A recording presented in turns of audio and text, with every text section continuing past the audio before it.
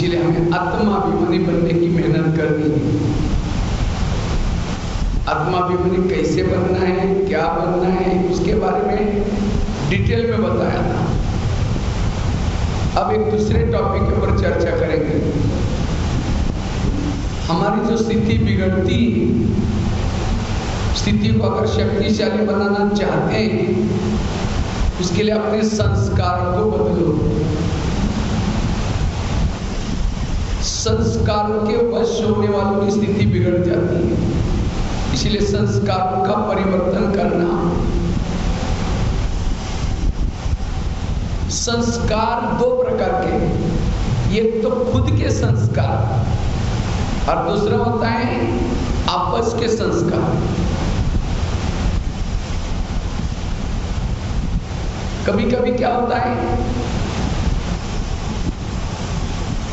हमारे आपस में बनती नहीं है, पति पत्नी की बनती नहीं, सास बहू की बनती नहीं, बेटा बहू की बनती नहीं, बेटा माँ की बनती नहीं, और इसीलिए हम चाहते कुछ वो करते कुछ अलग, और इसीलिए कभी कभी निगेटिव विचार चलते हैं, स्थिति बिगड़ जाती है। फिर पर चिंतन करेंगे, प्रदर्शन करेंगे, फिर कहेंगे ऐसी है वो ऐसी है, मेरा सुनती नहीं, ये भी एक संस्कार। और दूसरा संस्कार है पति पत्नी ठीक है, बच्चे भी कुछ बोलते नहीं। कभी कभी हमारे अंदर के विकारी संस्कार जागृत होते हैं।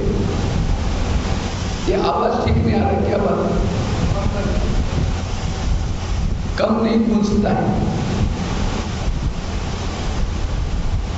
खुद के पुराने संस्कार, ना आवाज कम नहीं करने से, थोड़ा एकदम बड़ा।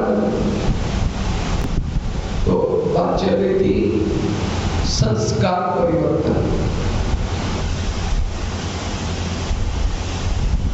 तो हम दोनों पर चर्चा करेंगे। हम अपने संस्कार को परिवर्तन कैसे करें, एक तो खुद के संस्कार और आपस के संस्कार में कैसे मिलकर रहेंगे। क्योंकि जो संस्कार के वश हो जाता है उनकी स्थिति बिगड़ जाती है। जो संस्कार के वश हो जाता है वो आत्मचिंतन, परमात्मा चिंतन नहीं कर सकता। जो संस्कारों के वश हो जाता है वायुमंडल खराब हो जाता है। संस्कारों के वश होने से की कमाई चट हो जाती है। जो भी हमने योग किया, ज्ञान किया, जीरो। जैसे गाड़ी जा रही स्पीड में, लेकिन ब्रेक लग गया, उसका स्पीड क्या होता है? जीरो। इसी तरह संस्कार के वश होने वाला स्पीड से जा रहा था, तीव्र पुरुषार्थ कर रहा था, जीरो बन गया। की कमाई चट। मम्मा मम्मा क्यों बनी? मम्मा एक गलती दोबारा नहीं करती थी। इसीलिए इस भट्टी से पक्का करो, मुझे ये संस्कार को परिवर्तन करना है। आंधा पीस रहे हैं और कुत्ता बैठ के उसको खा रहे हैं। महीना 2 महीना मेहनत की, संस्कार के वश हो गए, की कमाई खत्म, जमा कुछ नहीं है। संपन्न कैसे बनेंगे? संपूर्ण कैसे बनेंगे? अगर मुझे संपूर्ण बनना है, संपूर्ण बनना है, इसके लिए संस्कारों का परिवर्तन करो।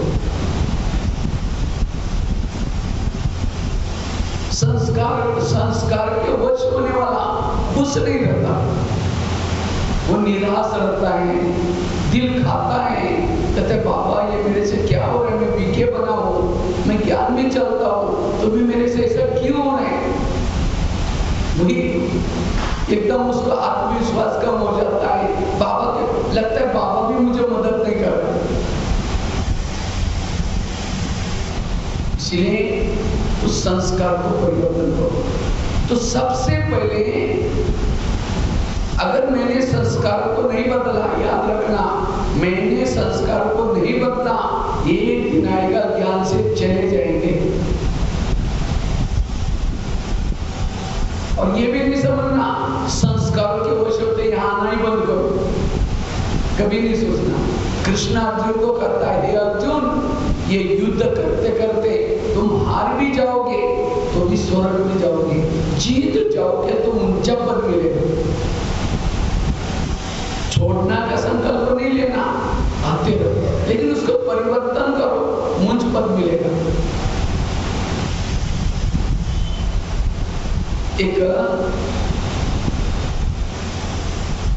राजा था, एक बार थोड़ा आवाज कम करना पड़ेगा। एक बार एक राजा था, जंगल में जाता है, जंगल में शिकार करने के लिए जाता है।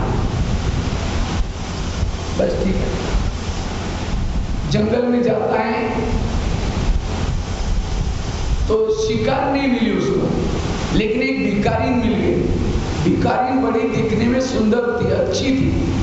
तो राजा ने क्या किया, उसको अपने घोड़े पर बिठा करके लेके आया और दासियों को कहा, ये मेरी रानी है, ये मेरी रानी है, इसको अच्छी तरह श्रृंगार करना, ये करना।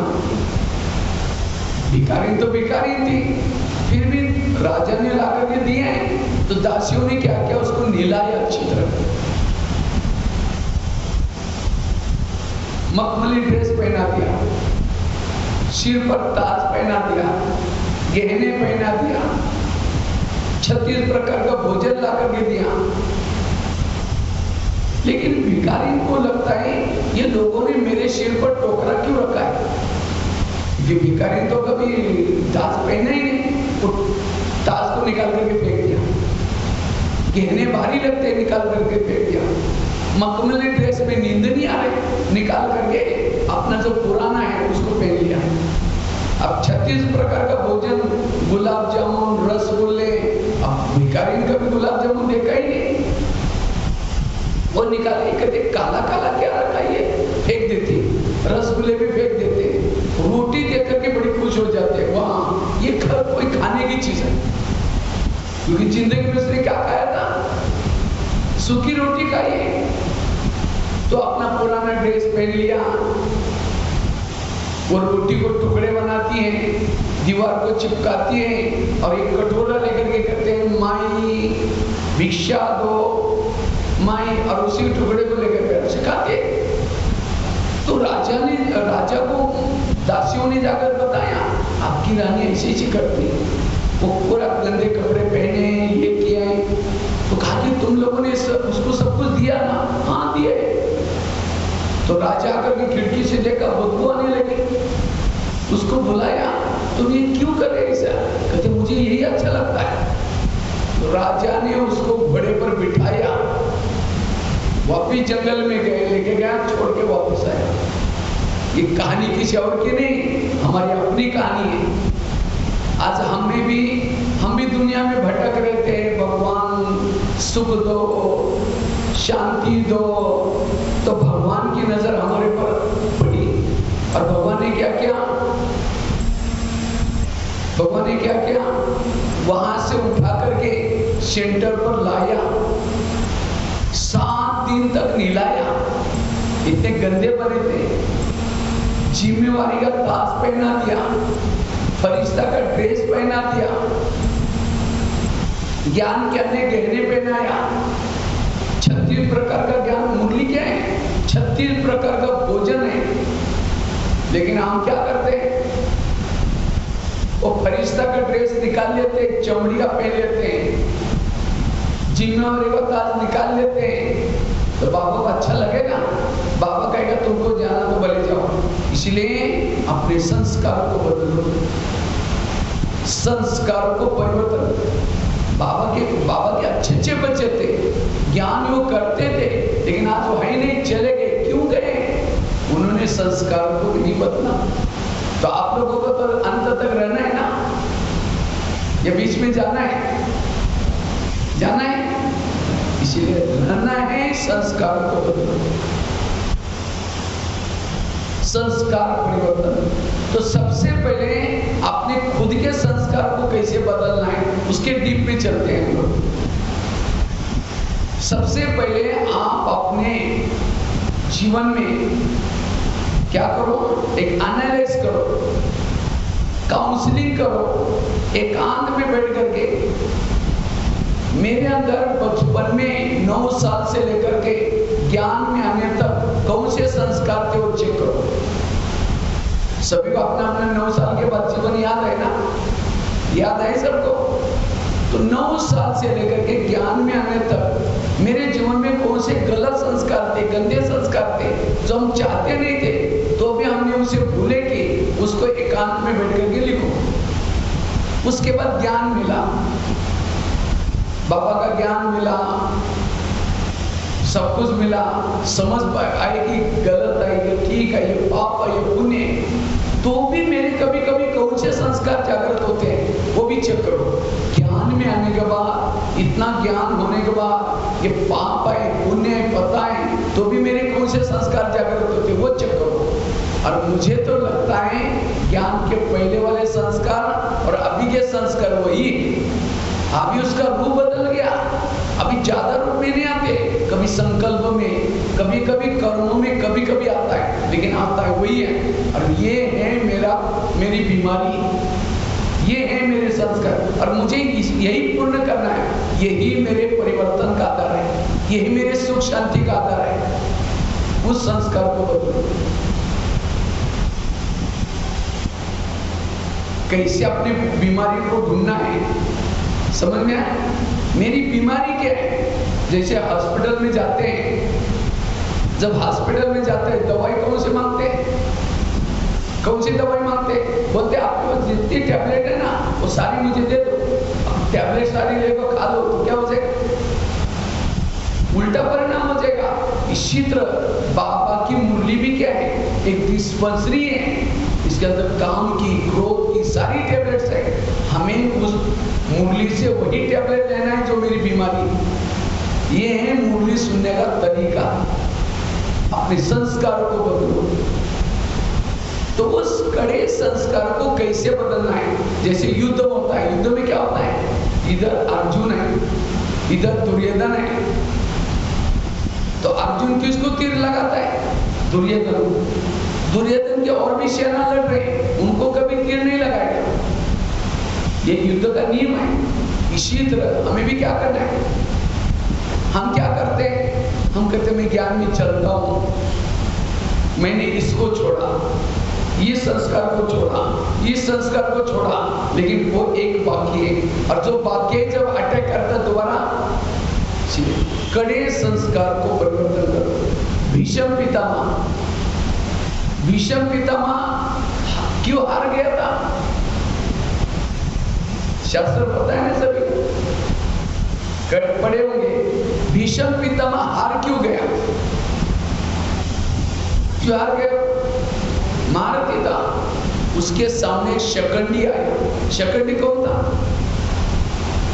शकंडी कौन था?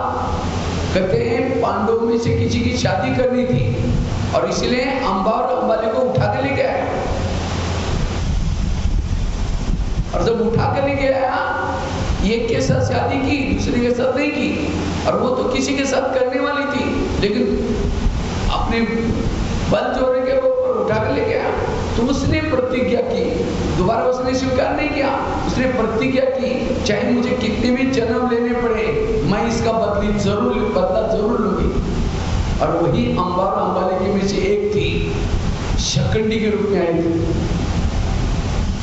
ये जो कहानियां हैं संगम युग का प्रतीक है।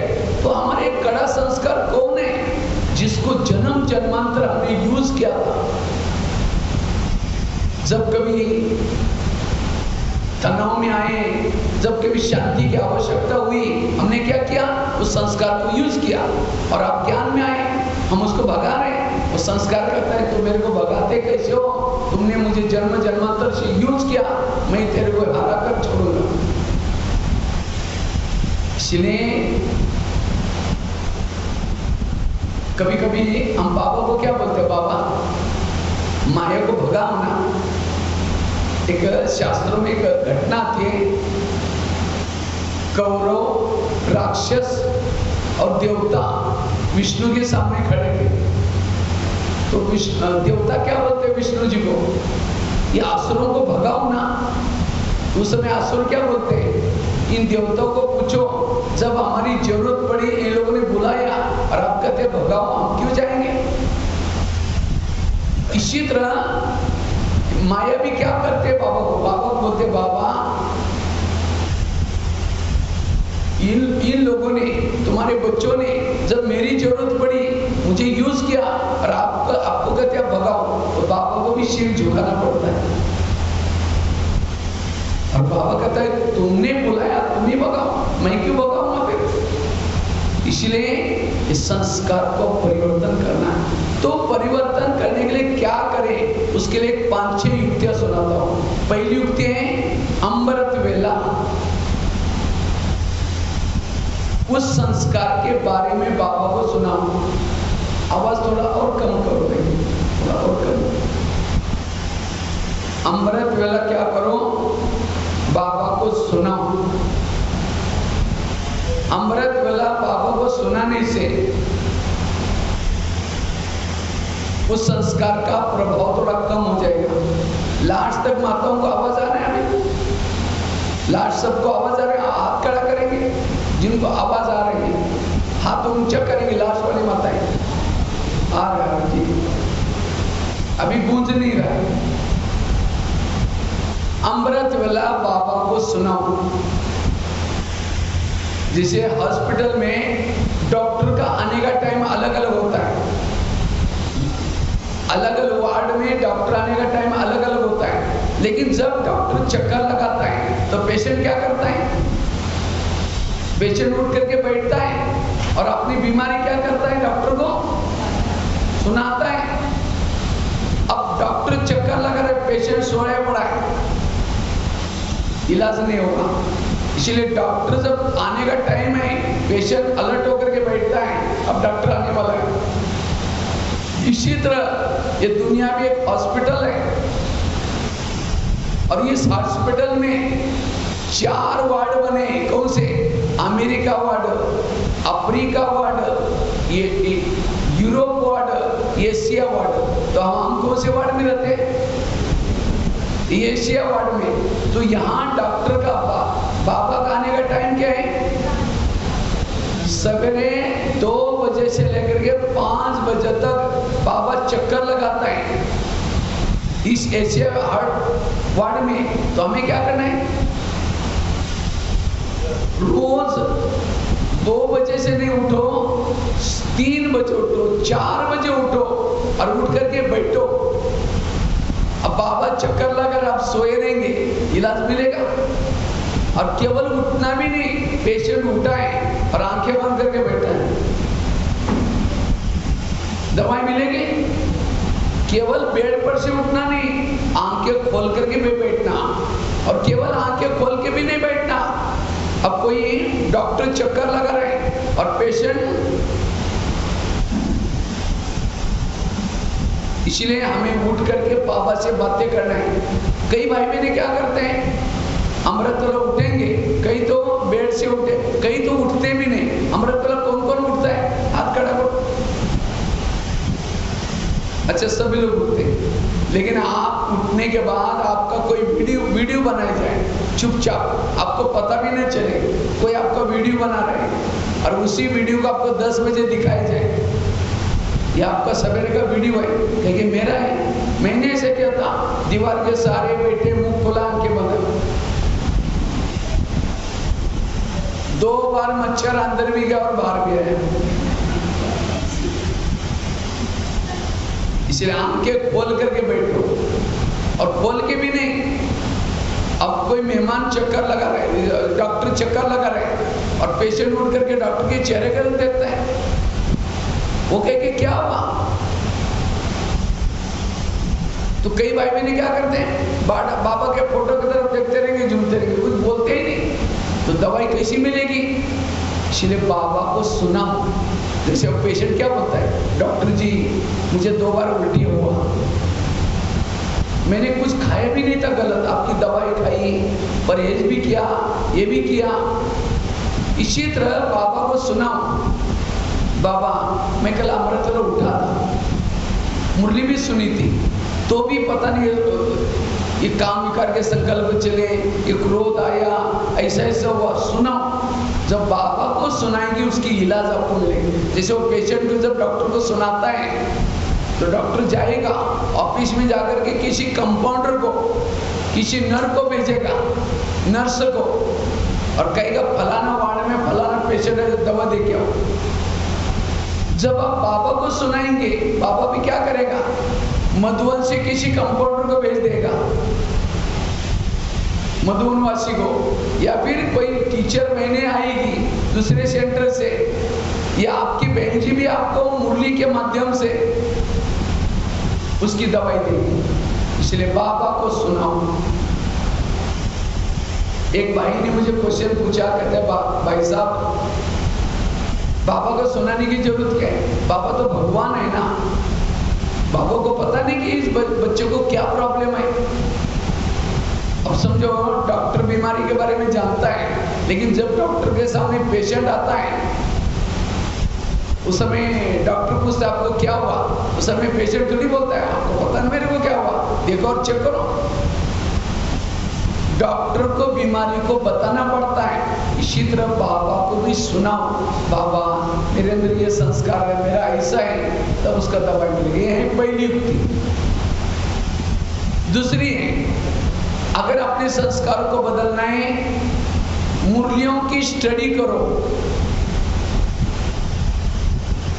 मुरलियों की स्टडी।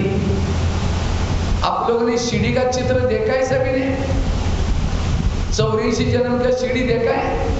सीढ़ी में लास्ट में एक चित्र है, क्या दिखा है? शिराने में गीता का शास्त्र रखा हुआ है और हाथ में कटोरा है और भिक्षा मांग रहा है। और हम किसको समझाते हैं? चित्र किसका है? भारत का। भारत का नहीं, ब्राह्मणों का चित्र हम सभी का।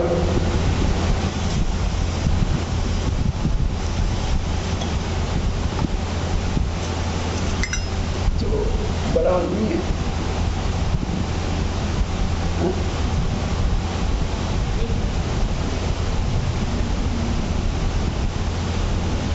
तो हम किसका चित्र बोलते हैं इसको? भारत का। भारत का नहीं, ब्राह्मणों का है, क्योंकि असली गीता किसके पास है? हम ब्राह्मणों के पास है। लेकिन कहां रखे? किसी के पास तो है भी नहीं, मुरलिया भी नहीं है। और कटोरा लेकर के क्या बोलते हैं? बाबा मेरा योग नहीं लगता, बाबा मुझे सहन नहीं होता, बाबा मुझे ऐसा है। बाबा ने तो हर समस्या का समाधान दिया। बाबा ने अगर 60, आप लोग अभी मधुबन में जाएंगे ना, मार्च में जाने वाले शायद, मार्च में, तो आप लोग सभी 10-10 रुपए में निकालना, और 10-10 रुपए, 10 ही, ज्यादा नहीं। 1937 से 1969 से लेकर के 2017 तक बाबा की हर साल की जो मुरलियां है, किताबें बनी है उसकी, अव्यक्त मुरली की किताबें, वो सारी किताबें लेके आना सभी मिल करके, और उसको एक अलमारी में रखना, और एक किसी भाई को निमित्त बनाना, और हर महीने में 1 तारीख को चेंज करके लेके जाना। 1 तारीख को हर महीने के वो देना, दूसरी लेके जाना, और रोज रात को सोते समय एक मुरली पढ़ना। मुझे लगता है मुरली के महावाक्य भगवान वाच्य है। कौन से वाच्य है? और इसी मुरलियों से शास्त्र बनते हैं। आज जो दुनिया में शास्त्र दिखाई पड़ते हैं, गीता वगैरह, वो कहां से बने? मुरली के आधार से। आप लोगों को पता ना, जब यज्ञ हमारा कराची में था और वहां से जब यहाँ शिफ्ट करना था, तो दादियों ने पहले बहुत पॉइंट लिखे थे डायरी में, जैसे आप लोग लिखते हैं ना, तो दादियों ने भी बहुत सारी डायरी अच्छी बनाकर रखी थी। लेकिन जब आना था तो सारी दादियां डायरी लेके आने लगी।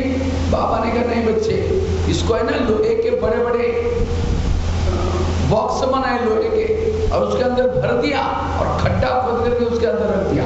कहा कि जब दोपहर में शास्त्र बनेंगे, मूल्य काम आएगी। अभी भी इस कलर में भी रखा है। तो कई भाई बहन बोलते जाकर के निकाल कर खोद के लेके आते हैं, वो मिलेगा नहीं। और वो दूसरा हो गया, देश अभी दूसरा है, कोई आने में नहीं देगा वहां। मुरलियों से शास्त्र बनते। ब्रह्मा कुमारी की किताब किसे बने? मुरली से बनते। आज हम क्लासेस भी किसी आधार से करते हैं? मुरली के आधार से। समझे, ये मेरे पास चीज है।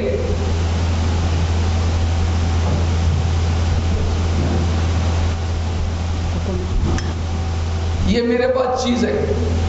मैंने क्या किया, इसको संदली को टच किया, ये सोने का बन गया। इसको स्टैंड को टच किया, ये सोने का बन गया। ये माइक को टच किया, सोने का बन गया। चेयर को टच किया, सोने का बन गया। आप इस सोने के वस्तु को कीमत देंगे? इसको देंगे? किसको देंगे? इसको देंगे ना, क्योंकि इसी को जिसको टच करता सोना बन जाता है। आज मुरली से शिवानी बहन बन गई। शिवानी बहन इतनी अच्छी क्यों बनी? क्या पढ़ा उसने? मुरली। आज दादिया इतनी अच्छी बनी, क्या पढ़ा उन्होंने? आज जितने भी महारथी, सूरज भाई, आत्म प्रकाश भाई, ये सब जो हम लोग, ये कहां से बने इतने? मुरली से। तो हम लोगों को वैल्यू देंगे, मुरली को वैल्यू देंगे? लेकिन आज के भाई बहने मुरली को इतना वैल्यू, अब इसीलिए आज प्रॉब्लम है। इसीलिए मुरली की पढ़ाई करो। जो मुरली को सुन करके पढ़ करके उस प्रमाण चलता है, उसका जिम्मेवार बाबा है।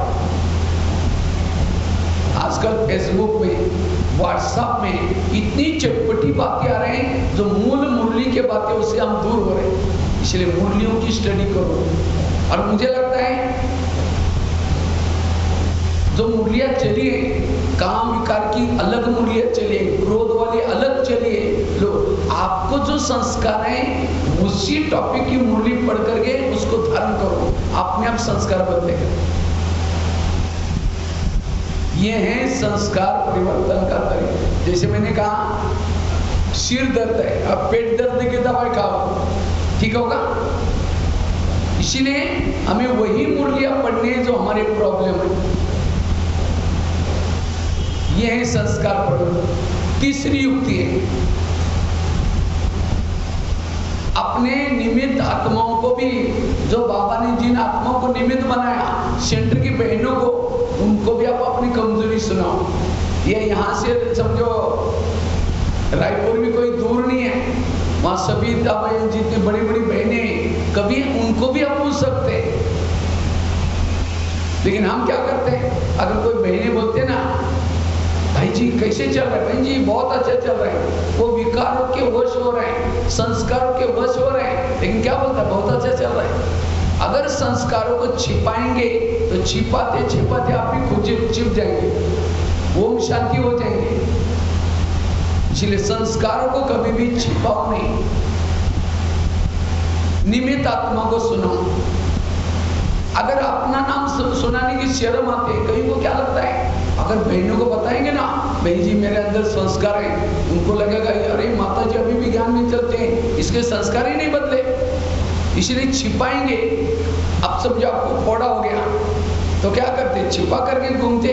ऐसा सबको कहेंगे मुझे फोड़ा हुआ है, सबको कहेंगे। कोई का पत्ता बांधो, कोई कहेगा उसको सरसों का तेल लगाओ, कोई कहेगा मरहम पट्टी करो, कोई कहेगा। भारत में तो जितने लोग उतने डॉक्टर।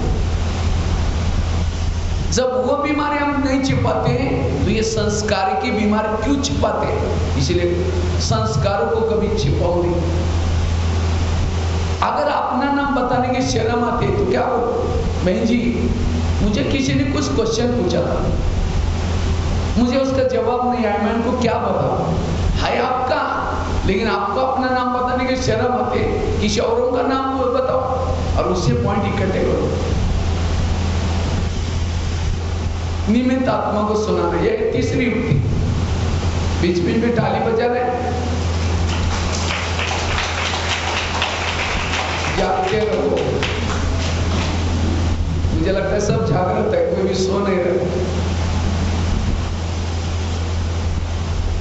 चौथी युक्ति है, अगर उस संस्कार को परिवर्तन करना है, उसके लिए उस संस्कार का भोजन नहीं दो। समझो कोई बुजुर्ग व्यक्ति है, चल नहीं सकता, उठ नहीं सकता, लेकिन बड़ा क्रोधी है, बहुत क्रोध आता है उसको। अगर ऐसे बुजुर्ग व्यक्ति को रबड़ी खिलाओ, मलाई खिलाओ, मालपानी खिलाओ तो क्या करेगा? शरीर की ताकत आएगी, पिटाई करेगा। अगर उसको भोजन नहीं देंगे तो क्या करेगा? भोजन देना है लेकिन सिंपल, तो क्या कहेगा? मैं आकर के वहां मारूंगा, मैं आकर के ये करूंगा। अब पता है ये उठने वाला ही नहीं मारेगा। इसी तरह आज हमारे अंदर के संस्कार जागृत क्यों होते हैं? उसको भोजन मिल जाता है। मैं और आपको खुल के बताता हूँ, इसको खोल के बताता हूँ।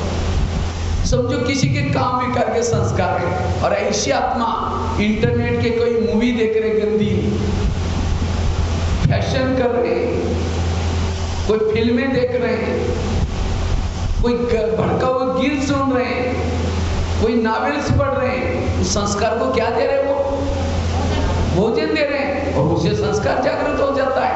जिन बातों को देखने से मेरे संस्कार जागृत होते हैं, उन बातों पर अटेंशन, वो नहीं देखना, इसके लिए दृढ़ वृत्ति करो। संस्कार क्यों जागृत होंगे?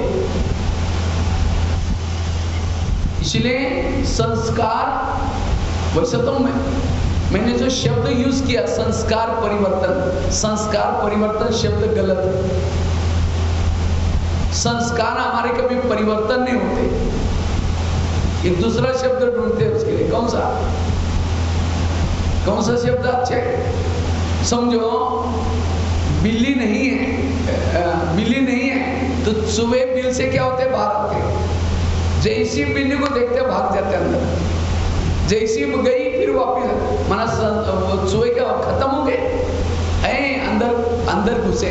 इसी तरह मेरा अमृत वाला अच्छा है, आज मैंने मुरली ध्यान से सुनी और सारा दिन आज थोड़ा शाम को भी योग किया, योग युक्त थे, मेरे संस्कार क्या हो गए? दब गए, अंदर चले गए। जैसे मैंने अमृत वाला मिस किया, 2-3 दिन मुरली मिस की, वो अंदर चूहे बाहर आ गए। संस्कार मर्ज और विमर्ज शब्द अच्छा है। काम विकार के संस्कार हमारे सत्युग में भी होते हैं, लेकिन वो क्या होते हैं? दबे रहते हैं। क्यों? वहां हमारी स्थिति पावरफुल है, जो संगम में हमें स्थिति लेके गए वो पावरफुल है,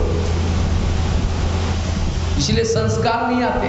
जैसे पहले आप लोगों ने देखा होगा ना, एक ग्रामोफोन आता था काला सा, उसमें एक सुई रखती थी। सुई रखने के बाद क्या होता है? वो घूमता रहता था और गीत बजता था। अगर सुई को, सुई है उसको दूसरे ट्रैक में रखो, दूसरा गीत बजेगा। इसी तरह आज अभी हमारे संस्कार जागृत क्यों हो रहे हैं? क्योंकि अभी समय की सुई कहाँ है? समय की सुई जहां होती है वहां के संस्कार आते हैं। तो अभी भी हमारे अंदर सत्युग के संस्कार भी हैं, लेकिन वहां समय की सुई नहीं है।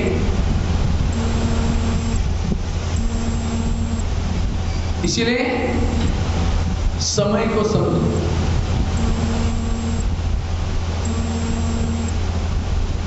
इसलिए संस्कार हमें क्या करना है? उसका भोजन नहीं देना है। जिन बातों को देखने से मेरे संस्कार जागृत होते हैं, उन बातों से वैरागी बनकर रहो। ये कितनी बात हो गई? 4। 5वीं बात है, हमेशा बिजी रहो। खाली मन शैतान का घर। आपके पास पड़ोसी कब आते हैं? कब आते हैं? जब आराम से आप बैठे हैं, आएगी कहेगी अरे क्या कर रहे जी, क्या कर रहे, शुरू हो गया। अगर आप काम करते तो आएगी, आवाज लगाएगी, फिर चली जाएगी, फिर आएगी, फिर 6-7 के बाद कहेगी अरे मैं 5 बार आई, तुम बिजी थी, शुरू हो गए। इसी तरह माया भी हमारी मासी है। कौन है? मासी, पड़ोसनी। वो कब आते हैं? जब आप फ्री। इसलिए अपने आप को कभी भी फ्री नहीं रखो, हमेशा बिजी रहो। सेवा में बिजी रहो, योग करने में बिजी रहो, कुछ ना कुछ करो।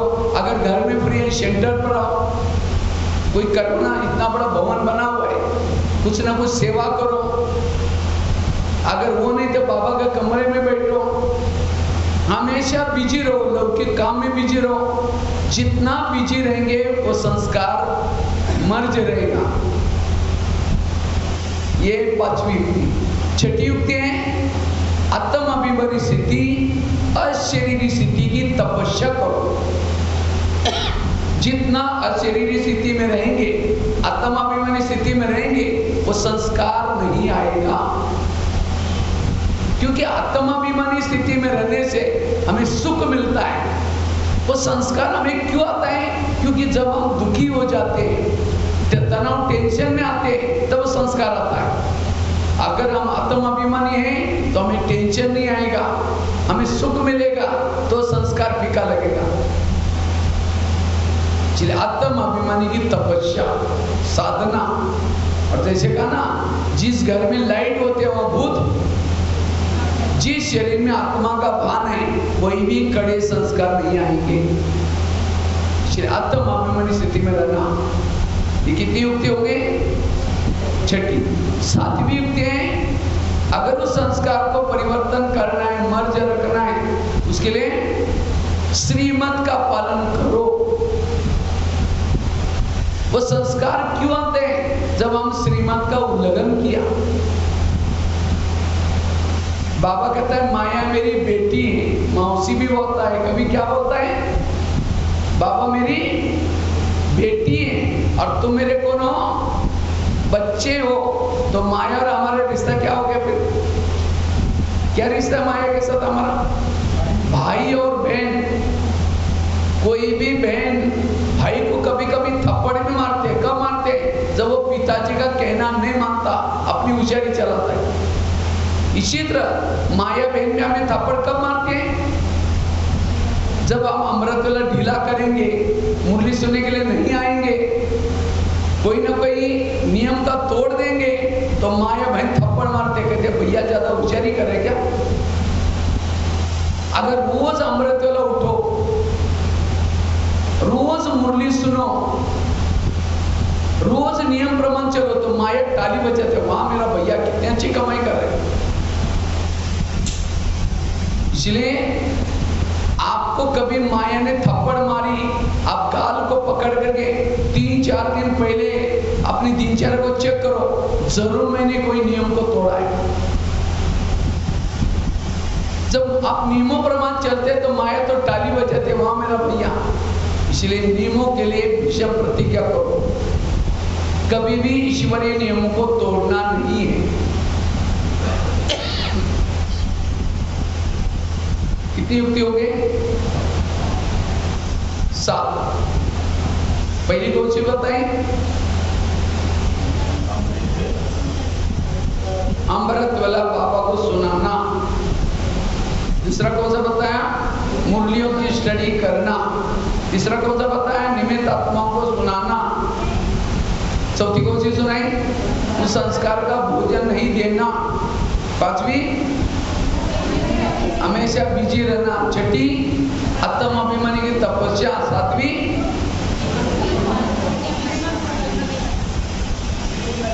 श्रीमत का पालन करना। 8वीं है सोमानों के अभ्यास। जितने सोमान में रहेंगे वो संस्कार नहीं आएंगे। और याद रखना, हर विकार के, हर संस्कार के सोमान अलग अलग है। अगर आपको गुस्सा है और आप कहो मैं मास्टर सर्वशक्तिवान हूं, और गुस्सा बढ़ जाएगा। गुस्से का संस्कार मास्टर सर्वशक्तिवान नहीं है। क्या सम्मान है उसका? मैं शांत स्वरूप हूं, मैं शांति सागर की संतान हूं, मैं शांति धाम की निवासी हूं, मेरा स्वधर्म शांति है। इसी से क्रोध खत्म होगा। काम विकार के सोमान अलग है, इंद्रियोचित करने के सोमान अलग है। जैसे हर बीमारी की टेबलेट क्या होते हैं? अलग अलग। हर विकार के सोमान अलग अलग है। सोमान में रहने से भी संस्कार के ऊपर संस्कार को हम मर्ज रख सकते हैं। ये 8वीं युक्ति। 9वीं युक्ति है, अगर उस संस्कार को मर्ज रूप में रखना है, इसके लिए ज्वाला स्वरूप योग, यह लास्ट की युक्ति और सबसे इंपॉर्टेंट युक्ति, ज्वाला स्वरूप योग। भुना हुआ बीज कभी उगता नहीं है। इसी तरह जितना आप ज्वाला स्वरूप स्थिति में रहेंगे, उतना वो संस्कार काम नहीं करेंगे। इसलिए ज्वाला स्वरूप स्थिति जरूरी है। लेकिन हमारी ज्वाला स्वरूप स्थिति क्यों नहीं रहती? एक चूल्हे में, पहले चूल्हे आते थे घरों में, अभी भी हमारे गांव में खाना बनता है चूल्हे पर ही बनता है, गैस वगैरह से नहीं बनते। पुराने जमाने के सारे चूल्हे में बहुत सारी लकड़ियां पड़ी है, लेकिन आग बुझी है, अगर उसको भड़काना है तो क्या करते हैं? वो लकड़ियों को हिलाते हैं। लकड़ियों को हिलाने से क्या होता है? आग फिर बढ़ जाते हैं। इसी तरह बाबा ने हमारे दिमाग रूपी चूल्हे में कितनी लकड़ियां डाली है, रोज डालता है बंडल की बंडल। ये मुरली के पॉइंट क्या है? ज्ञान की लकड़ियां, लेकिन हम कभी हिलाते नहीं, उसको विचार सागर मंथन करते नहीं। इसलिए रोज उसको हिलाओ, चिंतन करो, मंथन करो, बाबा ने मुझे क्या सुनाया, आज की मुरली में क्या बोला था, उससे ज्वाला स्वरूप स्थिति बनेगी। ज्वाला स्वरूप स्थिति का आधार है पवित्रता की धारणा। अगर आपकी ज्वाला नहीं भड़कती, आपके पास पवित्रता की कमी है। जैसे आग के ऊपर घी डालेंगे तो क्या हो जाएगा? घी डालने से और आग बढ़ जाती है। इसी तरह जितना पवित्र का पालन करेंगे, उतनी ज्वाला स्वरूप स्थिति रहेगी।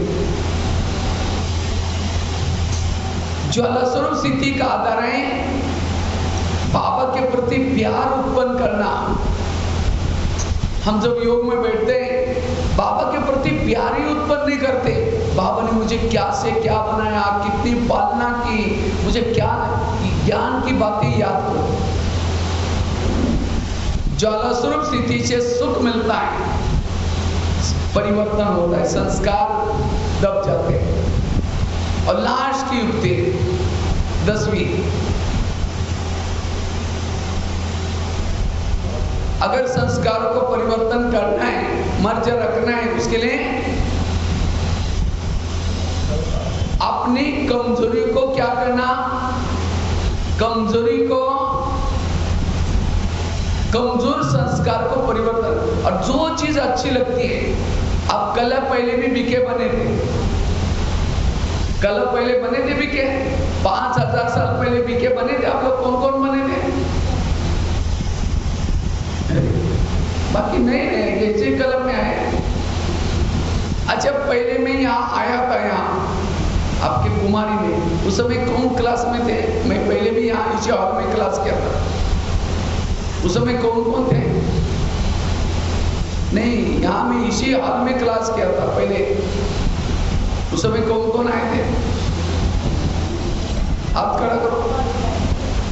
या कई बोलते अच्छा पहली बार इसी हॉल में मेरे को मिल रहे, कौन कौन है? हाथ खड़ा करो। पहली बार मिल रहे, सारे फेल हो गए। 5000 साल पहले भी मिले, सारे फेल गए, ड्रामा को भूल गए। देखो, ब्रह्मा बाबा के पास कोई बच्चे जाते थे ना, बाबा सबसे पहले को सवाल पूछता था, बच्चे पहले कभी मिले थे? नहीं बाबा, पहली बार आप मधुबन में आए। टीचर को बोलता था, इसकी टीचर कौन है? बोले तुम तो ठीक नहीं पढ़ाए इनको, जाओ, ये पक्के नहीं बच्चे। आप में से भी सारे फेल हो गए, 2-4 तो पास हो गए। 5000 साल पहले भी इसी ड्रेस में, इसी हॉल में क्लास किया था। फिर और 5000 साल के बाद फिर करते रहेंगे। तो 5000 साल पहले बीके बने थे आप लोग, और उसी समय माया पर जीत प्राप्त किया था। आपने क्या पुरुषार्थ किया उस समय? याद करो, क्या याद किया था? क्या पुरुषार्थ किया था?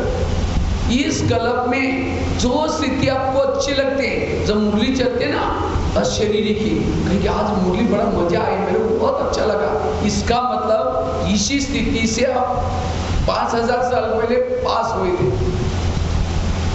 ये आपकी फेवरेट स्थिति। तो जो स्थिति अच्छी लगती है उसको डेवलप करो। किसी को प्रश्न पूछना और पूछो नहीं, भाई जी आप इसके लिए क्या करते हैं, मुरली भी पढ़ते हैं, उस स्थिति के लिए बाबा ने क्या बोला, और उसी को डेवलप करो, संस्कार बदल जाएंगे, संस्कार मर्ज हो जाएंगे। जो स्थिति अच्छी लगती है उसका पुरुषार्थ करना। हम क्या करते हैं, 17 कुएं खोद रहे, कभी शांत स्वरूप का खोदेंगे, पानी लगा नहीं छोड़ा छोड़ देंगे, फिर आनंद स्वरूप का खोदेंगे छोड़ देंगे। 17 कुएं मत खोदो, एक कुआं खोदो।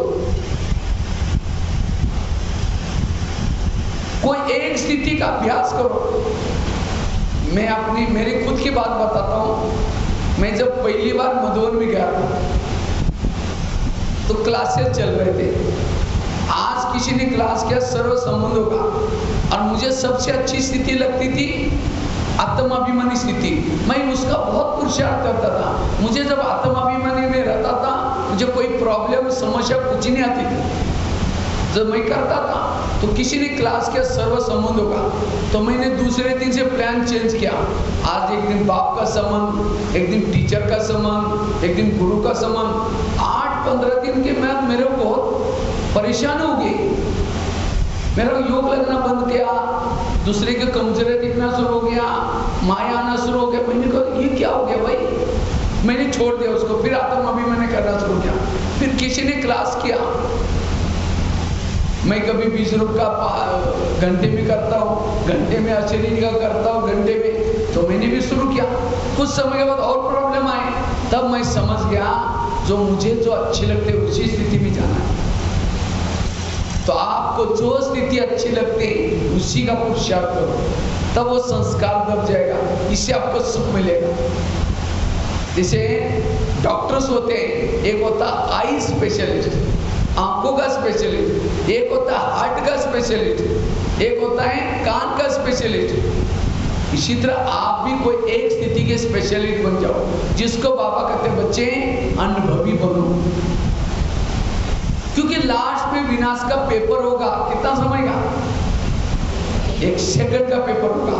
और उसी सेकंड में जैसे एक भगत को कोई मारने के लिए आया, तो भगत क्या बोलता है, हनुमान आओ, नहीं राम आओ, नहीं सीता आओ, नहीं पार्वती आओ, नहीं शंकर, कोई भी नहीं आता, मर जाता। इसी तरह भूकंप हो रहे हैं, मैं आत्मा हूं, नहीं शांत स्वरूप हो, नहीं आनंद स्वरूप हो, सर्व खत्म। कोई ना कोई एक स्थिति का अभ्यास करो, और जो एक स्थिति का अभ्यास करता है वो सफल बन जाता है। इसलिए ये 10 में से कोई एक बात भी करो, संस्कार बदल जाएंगे।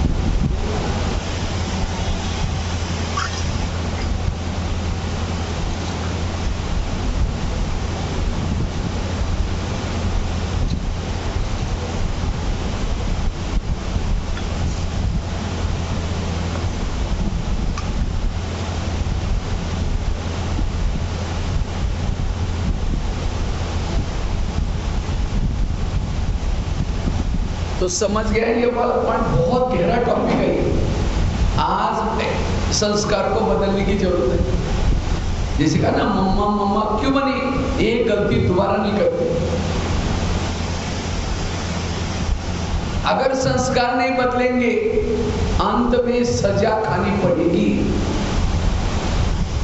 लास्ट में एक बड़ा बाबा मिलन होने वाला है, पता है, लेकिन वो कैसा होगा, मधुबन में नहीं, अव्यक्त वतन में, जिसको बाबा कहते हैं धर्मराजपुरी में। जैसे बाबा मिलन में क्या होता था, क्या करते हैं, बाप दादा बैठे हैं, दादियाँ बैठी हैं, हमारे जोन की इंचार्ज भी बैठे हैं, निमित्त टीचर भी बैठे हैं, और वहां से एक पार्टी जाती थी। तो पुराने उनको याद होगा, पुराने भाई बहन बाबा की दृष्टि देते देखे। लेकिन उस समय क्या होगा, 2 स्क्रीन चलेंगे। एक चलेगा आप ब्राह्मण होने के बाद क्या क्या गलती की उसकी वीडियो और फोटो चलेगी। और इधर क्या चलेगा, आपको बाबा ने जो चुना हुआ है, कौन सा पद देने के लिए चुना था, ये उसका वीडियो चलेगा। तो बाबा देखेगा ये तुम्हारा वीडियो है, फोटो है, किसी और के, तुमको ये बनाने वाला था, तुमने ये काम किया, तो क्या ये लेने के लिए तुम लायक हो? उस समय सिर झुकेगा। बाबा कहेंगे कैंसल, जाओ, उसके वजह तुम दास दासी बन जाओ। कितना बुरा लगेगा, अरे छोटी सी गलती के लिए। अभी तो हम कहते हैं किसी को पता ही नहीं, मैंने तो मोबाइल से भी डिलीट किया, फाइल भी डिलीट किया, सब डिलीट किया। अगर कहीं भी डिलीट हो गया तो बाबा के वीडियो से कभी डिलीट नहीं होगा, कोई नहीं करेगा उसको। इसलिए सावधान। बच्चों का जब रिजल्ट आता है ना, बच्चों के सामने सारा आता है, मैं कैसे पीछे बैठ करके चिमटी लेने का काम करता था, स्कूल मिस करता था, ये सारा याद आता है। फिर उसको पछतावा होता, अरे मैं पढ़ता तो कितना अच्छा होता था, कितना अच्छा होता। चिड़िया चुग गई खेत, पछतावा के क्या फायदा। इसीलिए अब सावधान होकर के पढ़ना है, संस्कारों के वश नहीं होना। अगर संस्कार के वश होंगे, एक महाभारत में एक घटना थी। क्या घटना थी? कौरव बड़े हो गए, पांडव भी बड़े हो गए। अब सबको लगता है राजा किसको बनाया जाए, तो सभी कहते जो योग्य है उसको राजा बनाया जाए। अब सभी कहते योग्य कौन है? तो अचानक पांडव सभा में बैठे थे, एक 4 लोगों को पकड़ करके लाया, चारों के भी गले बांधे थे काले कपड़े से। सबसे पहले क्या किया, युधिष्ठिर को प्रश्न पूछा, दुर्योधन को प्रश्न पूछा, दुर्योधन अगर तुम राजकुमार बनोगे, तुम्हारे सामने ऐसी केस आएगी, बड़े ध्यान से सुनना इसको, तुम्हारे सामने ऐसी केस आएगी, ये चारों ने मिलकर के एक व्यक्ति का मर्डर किया, राजकुमार बनोगे, क्या सजा दोगे? तो दुर्योधन फट से जज से उठता है, तो क्या अच्छा चारों ने मर्डर किया, इन चारों को भी गले छाड़ दो, मर्डर कर दो इनका। कहा कि ठीक है बैठो। यही का प्रश्न किसको पूछा? युधिष्ठिर को। उसको भी यही कहा, तुम राजकुमार बनोगे, तुम्हारे सामने ऐसी केस आएगी, तुम क्या सजा दोगे? तो युधिष्ठिर गंभीर हो गया, कहता है मैं इनकी जाति पूछना चाहता हूँ, कुल। तो शकुनी मामा उठ करके कहता है कुल से क्या मतलब है? माना वो सोचता है मेरे भांजे ने तो बोला वो, तो सब कहते हैं योग्य, तू पूछे तो कुछ कारण होगा। तो किसी ने कहा उसमें से एक कौन है? क्षत्रिय, वैश्य नहीं, शूद्र है। पहला कौन है? एक शूद्र। दूसरा कौन है? वैश्य। तीसरा कौन है? क्षत्रिय। चौथा कौन है? ब्राह्मण। ताकि 4 कुल के 4 हैं।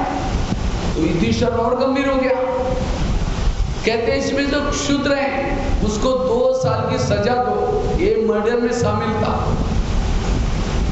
फिर कहा इसमें जो शूद्र है उसको 4 साल की सजा दो, ये भी शामिल था। और इसमें जो क्षुद्र है, क्षत्रिय है, शूद्र को कितने मिली? वैश्य को 4 साल की, और क्षत्रिय को क्या देनी है? 6 साल की। कितनी? और इसमें जो ब्राह्मण है उसको कितना? 10, 8।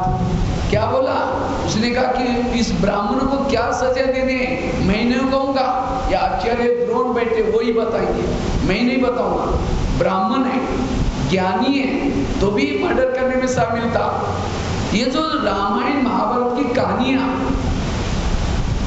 वर्तमान संगम युग की यादगार है। आज हमारी विजय होगी, और अगर मैंने ज्ञानी बन करके अज्ञान काल में क्षुद्र में गलती की, माफ हो सकती है। वैश्य में की, माफ हो सकते हैं। क्षत्रिय में की, माफ। लेकिन ब्राह्मण बन करके गलती की माफ नहीं होगी, क्योंकि हमको प्राप्ति कितना है, कितनी प्राप्ति है, एक का कितना है, एक का 1000 गुना प्राप्ति होता है। एक बार बाबा बोलो कितनी प्राप्ति है, उतना ही एक गलती की 1000 गुना दंड भी है। हम तो दंड को कभी गिनते हैं नहीं, हम केवल कितना क्या किया है वही गिनते हैं।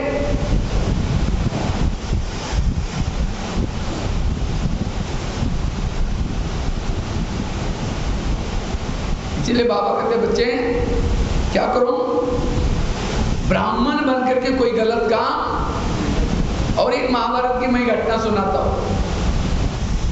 इसी भट्टी के बाद अपने संस्कार को यहाँ छोड़ के जाना, अपने अपनी चिट्ठी बताना, लिख करके जाना मैंने कौन सा संस्कार यहाँ छोड़ा है। नवरात्रि आ रहे हैं ना, नवरात्रि में देवियों ने किसका मर्डर किया था, असुरों का। तो आप भी अपने अंदर असुर है, उसको मैसेज होकर मत करके जाना, असुर हुआ नवरात्रि तब पूजे जाएंगे, या चाहिए असुर को, उसके बिना रहेंगे नहीं, यहां से मार देंगे फिर जिंदा कर देंगे। ये है जागरण करना। और एक रामायण महाभारत की घटना सुनाता हूं। पांडव बड़े हो गए, विजय हो गए। विजय होने में कहां जाते हो, पांडव कौरव से विजय हो गए, कहां गए, पहाड़ी पर चले गए। और पहाड़ी का नाम क्या था उसका, मेरू पर्वत। हिमालय तो बहुत लंबा चौड़ा है, हिमालय की भी बहुत, मैं पहले मेरे को पता नहीं था। मैं जब जाता हूँ ना, कहते भाई साहब ये कंचनजंगा है, ये वो है, हिमालय के बहुत अलग अलग प्रकार है। हिमालय मतलब वहां से लेकर के पूरा वो हिमालय हो गया। लेकिन हिमालय में कौन सी जगह पर गए थे, मेरू पर्वत। और मेरू पर्वत कैसा था, सीधा। और कहते हैं मेरू पर्वत पर वही चढ़ सकता था जो सत्य ईमानदार है। तो 5 पांडव, द्रौपदी, कुत्ता जब जा रहे थे, चलते चलते द्रौपदी गिर गई। तो भीम की नजर गई, अरे द्रौपदी तो है ही नहीं। तो एक जगह पर खड्डे में गिर गई। भीम उसकी बहुत महिमा करता है, कितनी अच्छी स्त्री थी, हमारे साथ में रही, जंगल में रही, त्याग किया, तपस किया। लेकिन युधिष्ठिर सुनते रहता है। लास्ट में युधिष्ठिर ने कहा, उसने सब कुछ छोड़ा, जंगल में रही, त्याग किया, तपस किया, लेकिन एक बात नहीं छोड़ी। कौन सी बात नहीं छोड़ी, पांडवों के साथ, सबके साथ प्यार था उसका, लेकिन अर्जुन के साथ एक्स्ट्रा लगाव था। वो अलग से बातें करती थी, चुप चुप करके बातें करती थी। देखो उसने सब कुछ छोड़ा, लेकिन क्या नहीं छोड़ा, घर बार छोड़ा, सब कुछ छोड़ा, लगाव नहीं छोड़ा। ये कहानियां भी हमारी अपनी, हमारी भी विजय होगी।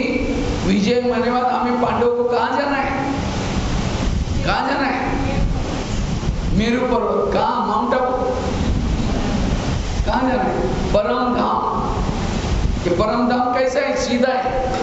और इस परम धाम में वही जा सकता है जो सत्य है, ईमानदार है। अगर मेरा किसी से लगा हुआ है, मेरा किसी से झुका हुआ है, कहता नहीं दिल के टुकड़े 1000 हो गए, एक यहाँ गिरा, एक यहाँ गिरा, एक गिरा। अब दिल के टुकड़े मत बनाओ, एक दिल में बाबा ही बिठाओ, ना इधर के ना उधर के। इसलिए अगर लगा हुआ है गिर जाएंगे। फिर द्रौपदी याद करते कैसा लगा होता, कैसे बातें करते थे, रोती है, पश्चाताप कर, हो गया। ये कहानी हमारी है। इसलिए आगे गया, नकुल गिर गया। नकुल बुद्धि का अभिमान था। आगे गया, सहदेव गिर गया, सहयोग करने का अभिमान था। आगे गया, भीम भी गिर गया, गदा युद्ध का अभिमान था। आगे गया, अर्जुन भी गिर गया, और केवल युधिष्ठिर और कुत्ता स्वर्ग में गए। कुत्ता मतलब कोई कुत्ता नहीं था, कुत्ता मतलब ईमानदारी। आज ये पांडव क्यों गिर गए, अभिमान, बुद्धि का अभिमान, सहयोग करने का अभिमान। अब कईयों को क्या होता है, इतना अभिमान होता है, वास्तव में हम पूछे, पांडवों ने अंत तक कृष्ण को पहचाने नहीं, वो क्या समझते थे। और एक मैं आपको महाभारत की घटना सुनाता हूं। महाभारत में जब युद्ध होने वाला था, बड़ा इंटरेस्टिंग एक पॉइंट है, पांडवों में महाभारत का युद्ध होने वाला था। जब युद्ध होने वाला था तो उस समय एक बारबरी कौन था? देखो मैंने तो महाभारत वगैरह देखा नहीं, लेकिन उसके बाद जब आप ज्ञान में चला, मैंने एक बार पूरी सीढ़ियां लाई, देखा। जब मुझे देखा तो मुझे पूरा लगा कि ये वास्तव में संगम की सारी बातें हैं। तो पांडव की विजय युद्ध होने वाला था। उस समय जब युद्ध होने वाला था, उसका एक भीम का पुत्र था, कौन? बारबरी। तो बारबरी को पता चला युद्ध होने वाला है, तो कहता है मैं भी युद्ध में भाग लूंगा। लेकिन उसको एक देवी का वरदान था, क्या? तुम जिस कमजोर पक्ष की तरफ लड़ेंगे तुम्हारी शक्ति आनी गुना बढ़ेगी। कमजोर कौन थे? कौन थे कमजोर? हाँ, पांडव क्यों थे? कृष्ण था उसके साथ में। कौरव कमजोर थे, तो वो क्या सोचता है, मैं कमजोर कौरव के तरफ लड़ूंगा। अब कृष्ण को पता चला अंतर्ध्यान से, अरे वो तो आएगा तो बड़ा, ना ये जीतेंगे ना ही जीतेंगे। तो क्या करता है कृष्ण? ब्राह्मण बन करके उसके रास्ते में, किसके? बारबरी के रास्ते में बैठ जाता है, तपस्या करते हैं और उसको कहते हैं राजन तुम युद्ध करने के लिए जा रहे हैं। वेश बदला था उनका, युद्ध करने के लिए जा रहे हैं, थोड़ा दान पुण्य करके जाओ, ब्राह्मण को विजय बन जाएंगे, मैं आशीर्वाद देता हूं। ऐसे कहता है हे ब्राह्मण तुमको क्या चाहिए? कहता है जो देंगे वो मांगेंगे देंगे। अरे जो चाहिए दूंगा, मेरा वचन है। कहा कि आपका सिर चाहिए मुझे। जब सिर मांगा तो उसको लगा था कि मैं गाय मांगेगा, जमीन मांगेगा। कहता मुझे सिर चाहिए। जब सिर मांगा तो समझ ले कि ये कुछ गड़बड़ है। कहा कि लेकिन आप कौन है? मैंने वचन दे के फंस गया। तो कृष्ण कहता आपने मेरे साथ ऐसा व्यवहार किया? कहता कोई बात नहीं, मैं आपको सिर दूंगा, लेकिन मेरी एक इच्छा है, मुझे वो युद्ध देखना है। तो उसने सिर निकाल करके दिया। तो युद्ध देखने के लिए क्या किया? कृष्ण ने उसके सिर को एक पेड़ को टांग कर रख दिया ऊपर बांध के, और नीचे युद्ध चल रहा था। जब युद्ध में विजय हो गए, किसकी विजय हुई? तो पांडव आपस में लड़ना शुरू किया उसी पेड़ के नीचे। भीम कहता है मेरी गदा के कारण, अर्जुन कहता है तुम्हारी गदा तो कुछ नहीं थी, मेरे तीर ज्यादा थे। वो कहता है मेरी गदा, ये कहता है वो सिर हंसता है, कहता है उसने साक्षी देखा था, कहता है ना तुम्हारी गदा थी ना तुम्हारे तीर थे, मैं देखता था एक चक्र चलता था, गले काटता था, चक्र चलता था, गले काटता था। भले तुम्हारा तीर भी चल रहा था, सामने चक्र रहता था, गदा भी चलती थी सामने। विजय इसमें किसके हैं? चक्र। हमको गुस्सा आता है, वो उसके सिर के ऊपर एक गदा मार देता है, उड़ के चला गया। ये कहानियां संगम की हमारी है, हमारी भी विजय होगी। और विजय होने वक्त पांडव आपस में लड़ेंगे, अभी भी लड़ रहे। ये मेरे सेंटर, मेरे जिज्ञासु, मेरा जिये, मेरा लिया, मेरा, अभी भी लड़ रहे। अरे जिसका जिज्ञासु है, जिसके सेंटर वो तो भूल गए, ये सारा किसका है? हमारा बैकबोन कौन है? आज ये दरी किसी और ने लाकर दी है, ये संदल किसी और ने लाकर दिया है, ये माई किसी और ने लाकर दिया है।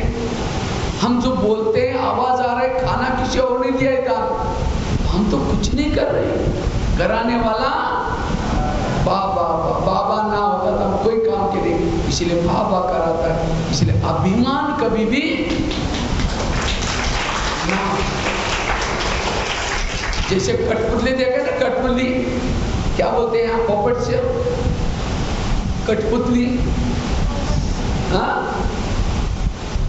एक डॉल्स होते हैं और वो एक महीन धागा, दिखता नहीं धागा, पर्दे के पीछे कोई व्यक्ति बैठता है और वो क्या करता है, राजस्थान में ज़्यादा चलाते हैं खेल, तो ऐसा ऐसा वो पर्दे के पीछे ऐसा ऐसा करता है और कठपुतली डांस करती है। वो कठपुतली का डांस करके जब उसको लोग तालियां बजाते हैं तो कठपुतली का अभिमान है, वहाँ मैं कितनी अच्छी डांस करूँ, मेरा डांस लेकर के तालियां बजा रहे। वो खींचने वाला कहेगा ठीक है तुम ही कर लेना, खींचेगा नहीं, वही लटक जाएगा। तो हम सभी कौन है, कठपुतली। हमारा चलाने वाला कौन बैठा है, पर्दे के पीछे बैठता है, वहां से सेवा करने के लिए लेके जाता है, कार्य कराता है। और जब कार्य की महिमा करते हैं हम क्या बोलते, मैंने बहुत अच्छा किया, मैंने, अगले बार कहेगा तुम ही कर लेना, खींचेगा नहीं तो वही लटक जाएंगे। इसलिए कभी भी अभिमान ना आए, अभिमान के संस्कार कभी ना कराने वाला बाबा है। जितना बाबा बाबा बोलेंगे, एक के सामने जीरो लगाओ कितना बनेगा, उसके सामने जीरो लगाओ कितना बनेगा, उसके सामने जीरो लगाओ कितना लगेगा। जितना बाबा बाबा करेंगे आपका जमा होगा, और जितना मैं करेंगे जमा कुछ भी नहीं होगा। मैं नहीं किया, मैं करता हूं, जमा कुछ भी नहीं। इसलिए अभिमान से मुक्त, तो स्वयं के संस्कार बताने परिवार युक्ति पता चला। अब 2 मिनट थोड़ा सा फिर एक बार उठ करके खड़े रहेंगे। पहले तो 2 मिनट